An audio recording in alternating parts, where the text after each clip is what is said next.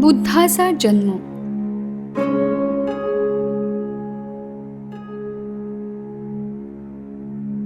कपिलवस्तू एक अत्यंत सुंदर निसर्गरम्य नगरी होती.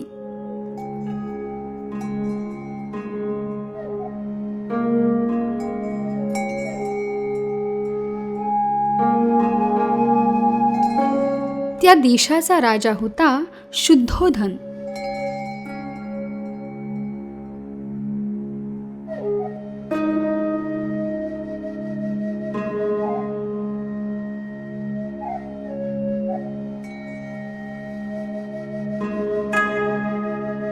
एके दिवशी राणी महामायाला एक विचित्र स्वप्न पडलं.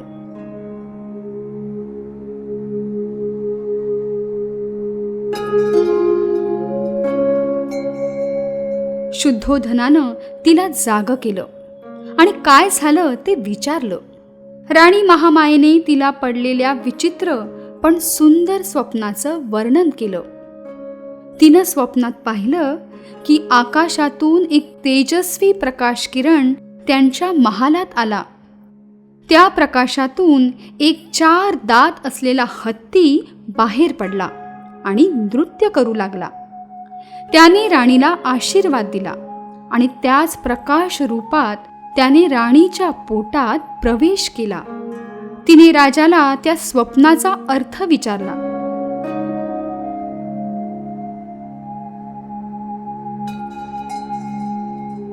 दुसऱ्या दिवशी शुद्धोधनानं राजदरबारातील विद्वान लोकांना महाराणीला पडलेल्या स्वप्नाचा अर्थ विचारला. एका मंत्र्यानं सांगितलं की ते स्वप्न म्हणजे एक अत्यंत शुभ शकुन आहे. महाराणी अशा एका पुत्राला जन्म देईल जो एक महान व्यक्ती बनेल, संपूर्ण जगाला मार्गदर्शन करेल आणि ज्ञानाचा प्रकाश दाखवेल. त्या अद्भुत बालकाच्या आगमनाच्या वार्तेने संपूर्ण राजपरिवाराला आनंद झाला.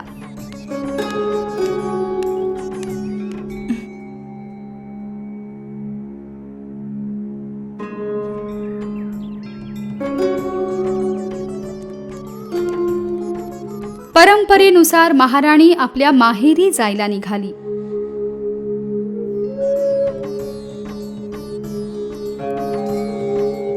काही काळ प्रवास केल्यावर ते लुंबिनी नामक एका बागेत पोचले. राणीने तिथे काही काळ विश्रांती घ्यायचं ठरवलं.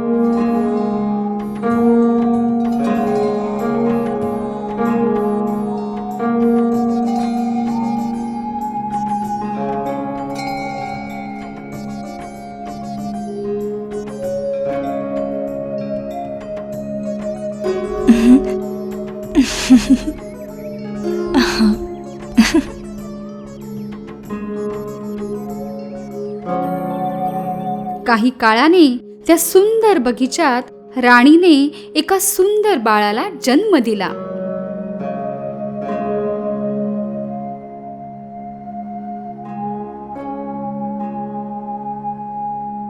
त्या बाळाला पाहून सर्वांनाच आश्चर्य वाटलं, कारण जन्मल्याच्या काही क्षणातच त्या बाळाने चालायला सुरुवात केली.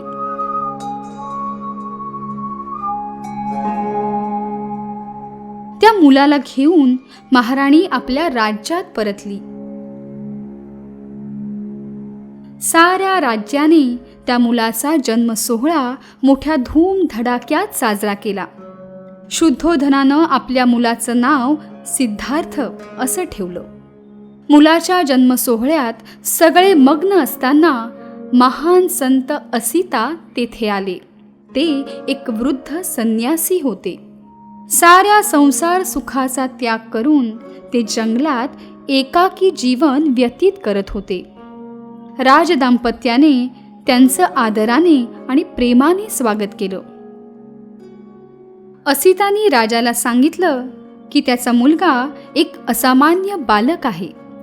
त्याचा जन्म या जगावर राज्य करण्यासाठीच झाला आहे, परंतु एक राजा म्हणून नाही, तर एका आध्यात्मिक गुरुच्या रूपात. शुद्धोधनाला धक्काच बसला. तो म्हणाला की त्याचा मुलगा राजाच बनेल.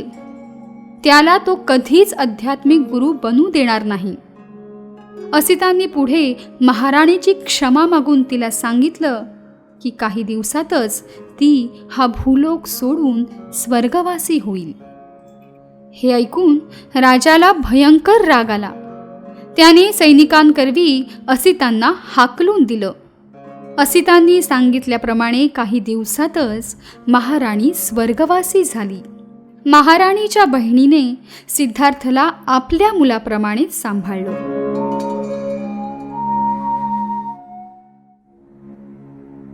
दयाशील राजकुमार.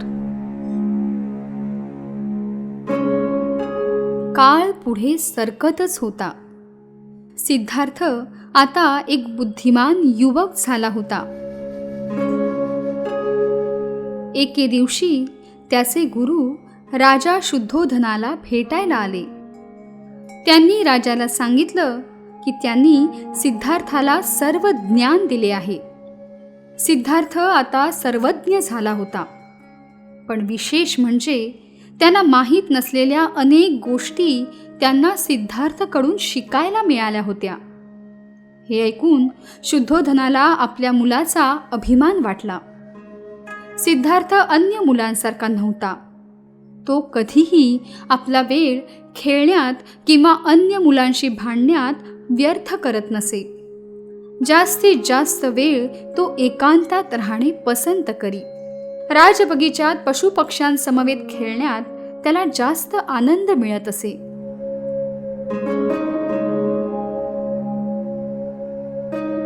एके दिवशी तो राजवाटिकेत बसला होता.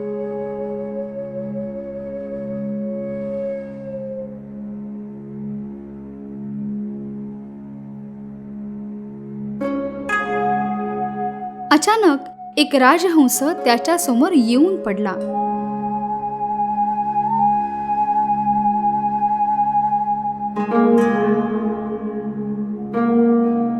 सिद्धार्थाने त्या हंसाला हळूच उचललं आणि त्याच्या शरीरातून बाण काढून टाकला.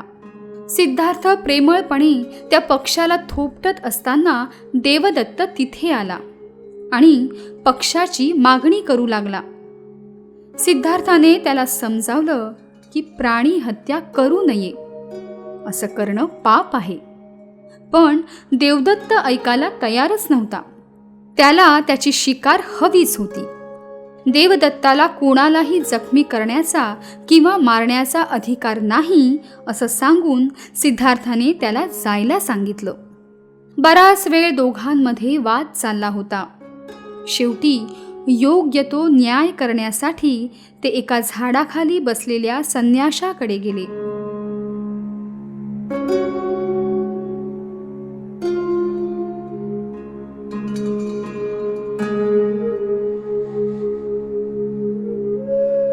संन्याशाने त्यांची विचारपूस केली. त्यांनी सर्व घटना त्यांना सांगितली.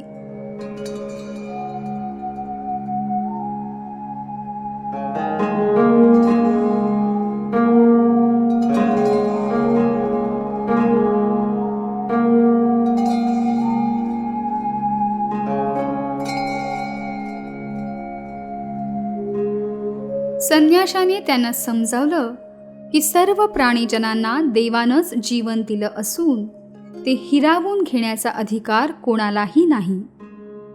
राजहंस त्याला मारणाऱ्याच्या नव्हे तर वाचवणाऱ्याच्या मालकीचा आहे, असं सांगून त्याने हंस सिद्धार्थाला दिला. त्याचबरोबर त्याने सिद्धार्थाला समजावलं की त्याने देवदत्ताला क्षमा करावी. दोघांनीही संन्याशाचा निर्णय मान्य केला.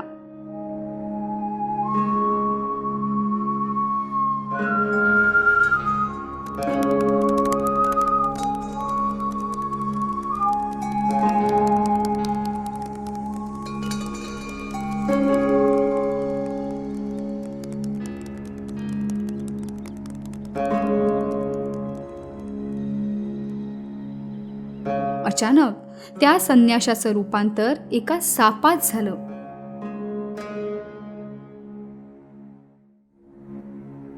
विवाह.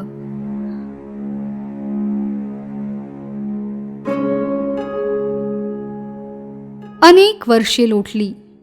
आता सिद्धार्थ एक प्रसिद्ध आणि सर्व जनांचा लाडका युवक बनला होता. सिद्धार्थ अत्यंत दयाळू होता. तो शांतीचा पुरस्कर्ता असून हिंसेच्या विरुद्ध होता.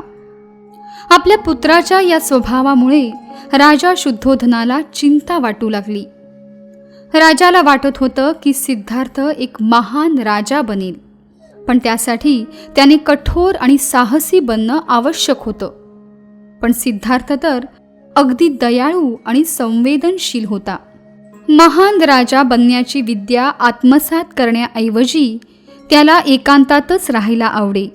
मंत्र्यांनी राजाला धीर दिला. राजकुमाराला मार्गावर आणण्यासाठी त्याचा विवाह करून द्यावा असं सुचवलं. सुंदर आणि बुद्धिमान पत्नी त्याला योग्य मार्गावर आणेल असं त्यांचं मत होतं. त्याला जगाचं खरं रूप समजेल आणि राजाची चिंता दूर होईल असं त्यांनी सांगितलं. शुद्धोधनाने ते मान्य केलं आणि सिद्धार्थाच्या विवाहाची तयारी करण्याची आज्ञा दिली. शुद्धोधनानं आपल्या शेजारी राज्याचा राजा सुप्रबुद्धाला निरोप पाठवला. पण सुप्रबुद्धने कळवलं की त्याच्या राजकन्येशी विवाह करण्यासाठी अनेक युवक उत्सुक आहेत. सिद्धार्थाला त्या सर्व युवकांचा पराभव करूनच राजकुमारीला मिळवावं लागेल. सिद्धार्थने त्या स्वयंवरात भाग घेतला. तलवारबाजी, धनुर्विद्या आणि अश्वारोहणात सगळ्यांचा पराभव करून त्याने राजकुमारी यशोधराशी विवाह केला.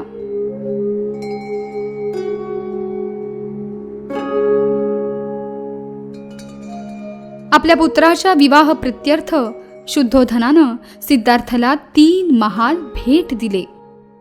ते 3ही महाल सुंदर बागांमध्ये वसले होते. कोणतीही अप्रिय घटना राजकुमारापर्यंत पोहोचू नये म्हणून त्या 3 महालांना उंच भिंतींची कुंपणं घातली होती. राजकुमाराची व्यवस्था सर्वोत्कृष्ट होती. उत्तम गायक आणि नर्तिका राजकुमाराला बाहेरच्या जगापासून दूर ठेवत होते. अनेक वर्ष सिद्धार्थ अशा प्रकारचं विलासी जीवन जगत होता. बाहेरच्या जगापासून तो अनभिज्ञ होता.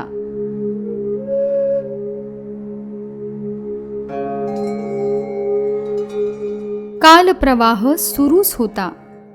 सिद्धार्थला एक सुंदर पुत्रलाभही झाला. मुलाचं नाव राहुल ठेवलं गेलं. राजा शुद्धोधनही खुश होता, कारण सिद्धार्थबाबत त्याची योजना सफल झाली होती. अपूर्व दृश्य. रात्रीच्या भोजनानंतर स्वर्गीय संगीतात रममाण होत सिद्धार्थ आराम करत असे. एके दिवशी रात्री भोजनानंतर सिद्धार्थने एक सुंदर गाणं ऐकलं.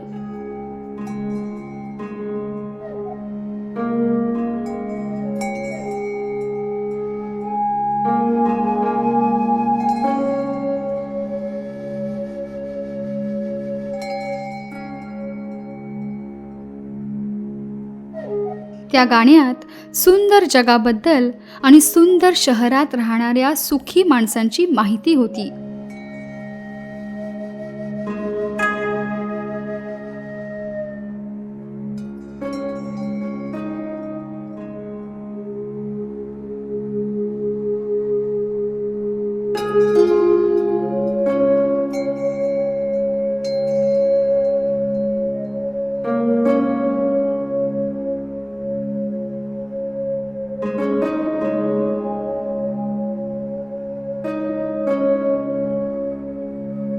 ते ऐकून सिद्धार्थने आपल्या वडिलांजवळ राजबगीच्या बाहेरील जग बघण्याचा हट्ट धरला. शुद्धोधनानं त्याला समजावलं की त्याने हा हट्ट सोडावा, कारण सिद्धार्थ अतिशय दयाळू आणि कोमल मनाचा होता. बाहेरील जगाचं खरं रूप पाहून त्याला खूप दुःख झालं असतं, परंतु सिद्धार्थला आपल्या प्रजेला भेटायचं होतं. त्यांचं जीवन पाहायचं होतं, अनुभवायचं होतं. राजमहालाबाहेरील जगाचा आनंद त्याला घ्यायचा होता. सिद्धार्थाच्या अति आग्रहामुळे शेवटी शुद्धोधनाला त्याला राजमहालाबाहेर जाण्याची परवानगी द्यावीच लागली.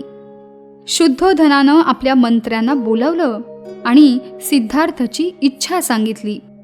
त्याने सर्व मंत्र्यांना काळजी घेण्यास सांगितलं. दुःखी आजारी लोकांना शहराबाहेर हलवण्यात आलं. सर्व शहरात फक्त आनंदच दिसला पाहिजे असं सर्वांना बजावण्यात आलं. सर्व घरांसकट संपूर्ण शहर सजवण्याची राजाज्ञा घोषित करण्यात आली. आज्ञा न पाळणाऱ्यांना शिक्षा देण्यात आली.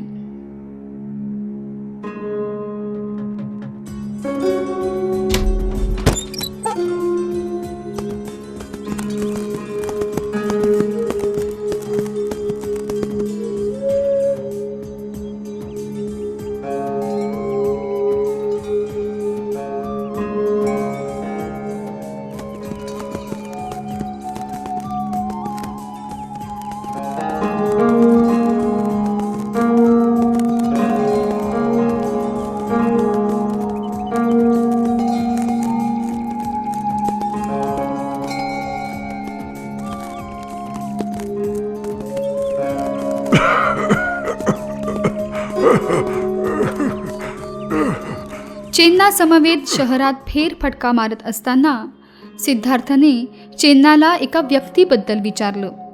चेन्नाने सांगितलं की तो एक वृद्ध मनुष्य आहे.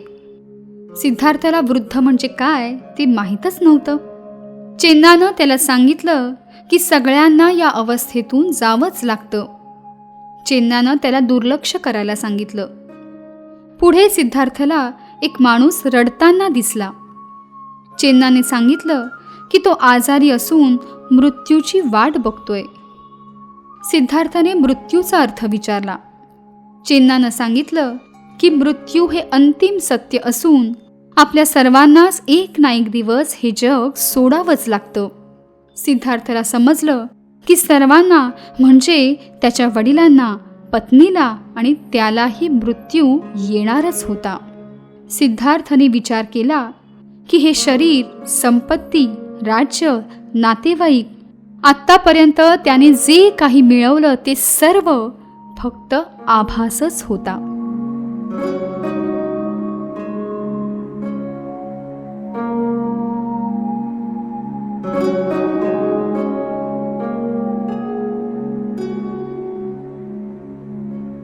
सिद्धार्थ राजमहालात परतला, पण बघितलेल्या दृश्यांनी तो अत्यंत अस्वस्थ झाला होता. त्याचं मन सर्व दुःख दूर करण्याचा उपाय शोधण्यात मग्न झालं.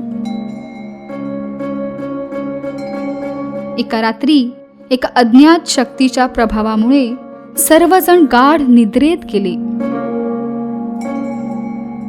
त्याच वेळी सिद्धार्थ आपल्या घोड्यावर स्वार होऊन राजमहाला बाहेर पडला आणि जंगलाच्या दिशेने जाऊ लागला. साक्षात्कार. जगातील सर्व दुःख नष्ट करण्याच्या निश्चयाने सिद्धार्थने आपली यात्रा सुरू केली.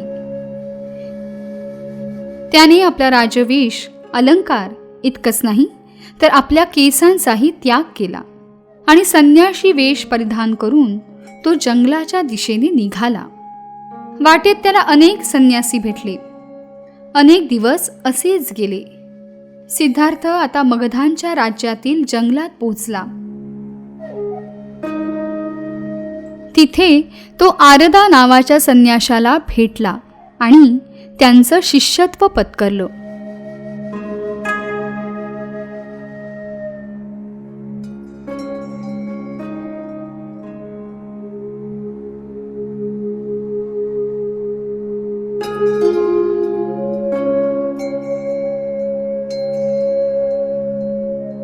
काही काळानंतर तो विचार करू लागला की त्याने आत्तापर्यंत जे काही ज्ञान मिळवलंय ते जगातून दुःख दूर करण्यास पुरेसं नाहीये. त्याला उमजलं की त्याला स्वतःचा मार्ग स्वतःच शोधावा लागणार. त्याने पुन्हा आपल्या यात्रेला सुरुवात केली. सिद्धार्थ आता गया नावाच्या गावात पोचला. तिथे त्याने अत्यंत कठोर तपश्चर्या केली.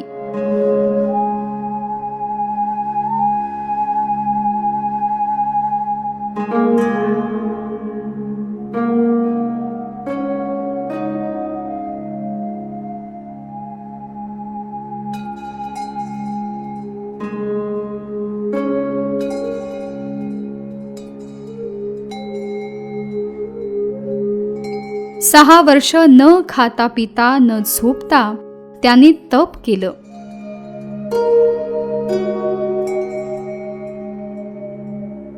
घोर तपश्चर्येमुळे सिद्धार्थ अगदी अस्थिपंजर झाला होता. एके दिवशी त्याला त्या अवस्थेत पाहून सुनीता नामक एका स्त्रीने त्याला जेवण आणून दिलं. ते पाहून सिद्धार्थला वाटलं की त्याची काहीतरी चूक होतीये. 6 वर्ष असं कठोर आचरण करणं व्यर्थ आहे. अन्नामुळे त्याला शक्ती मिळाली.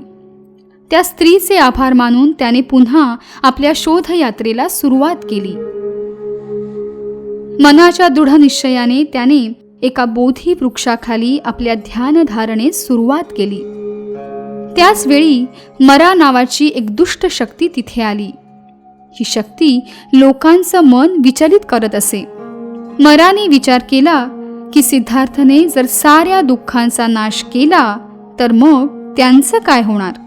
मराने सिद्धार्थचं ध्यान भंग करण्याचा प्रयत्न केला. मराने खूप प्रयत्न करूनही सिद्धार्थावर काहीही परिणाम झाला नाही. त्याने सोडलेले बाण सिद्धार्थाच्या पायावर कमलपुष्प बनून पडले. शेवटी त्याने सिद्धार्थाला सांगितलं की तो एक राजकुमार असून त्याचा जन्म या जगावर राज्य करण्यासाठी झाला आहे. सिद्धार्थने राजजीवनाचा त्याग करून स्वतःला इतके कष्ट देऊ नयेत. सिद्धार्थानं त्याला काहीही उत्तर दिलं नाही. आपल्या मौनानंच त्याने मराला जिंकलं आणि आपलं तप सुरूच ठेवलं. अंततः सिद्धार्थाला त्याचं लक्ष्य प्राप्त झालंच. त्याला पडलेल्या प्रश्नांची उत्तरं त्याला मिळाली. त्याला सत्याचं ज्ञान झालं. त्याने जाणलं की सर्व दुःखांचं मूळ अभिलाषा आणि वासना आहे. अशा प्रकारे सिद्धार्थ भगवान बुद्ध बनले. सर्व दुःखांचा नाश करण्यासाठी त्यांनी मध्यम मार्ग निवडला. भगवान बुद्धांनी आपले डोळे उघडले. त्यांना सर्वत्र शांतीचा अनुभव आला. आपले ज्ञान त्यांनी जगाच्या कल्याणासाठी लोकांना देण्याचं ठरवलं. त्यासाठी भगवान बुद्ध बनारसला गेले. तिथे त्यांनी लोकांना उपदेश करायला सुरुवात केली. बनारस नंतर ते अनेक ठिकाणी गेले. सर्व जगात भगवान बुद्धांची शिकवण पसरू लागली. असंख्य लोक त्यांचे शिष्य बनले. एके दिवशी भगवान बुद्ध जंगलातून जात असताना अंगुलीमाल नावाच्या एका भयंकर दरोडेखोराने त्यांना अडवलं.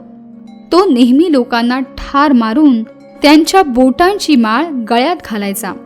भगवान बुद्धांनी आपल्या प्रभावानं त्याला शांत केलं. आपल्या उपदेशाने त्याचं मतपरिवर्तन केलं.